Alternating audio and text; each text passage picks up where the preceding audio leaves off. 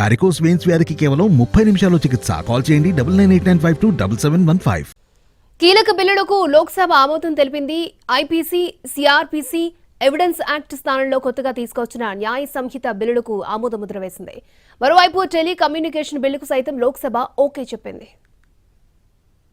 British కాలం నుంచి అమల్లో ఉన్న భారతీయ శిక్షా స్మృతి ఐపీసీ, నేర శిక్షా స్మృతి సిఆర్పీసీ, సాక్ష్యాధార చట్టం ఎవిడెన్స్ యాక్ట్ స్థానంలో కొత్త చట్టాలను తేవాలని పట్టుదలగా ఉంది నరేంద్ర మోడీ ప్రభుత్వం. ఈ ఏడాది ఆగస్టులో జరిగిన పార్లమెంట్ సమావేశాల్లో తొలిసారి ఈ బిల్లుల్ని ప్రవేశపెట్టింది.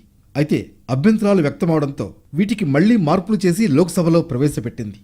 భారతీయ న్యాయ సంహిత, భారతీయ నాగరిక్ సురక్షా సంహిత, భారతీయ సాక్ష్య బిల్లులను మళ్లీ ప్రవేశపెట్టారు.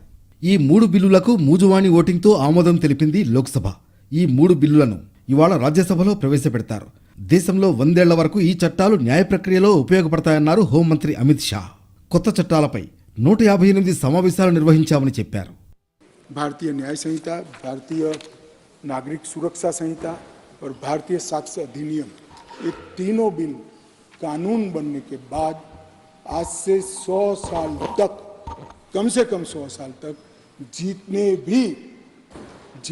भी टेक्नोलॉजी आएगी, ये टेक्नोलॉजी को इस कानून के तहत समाहित करने के.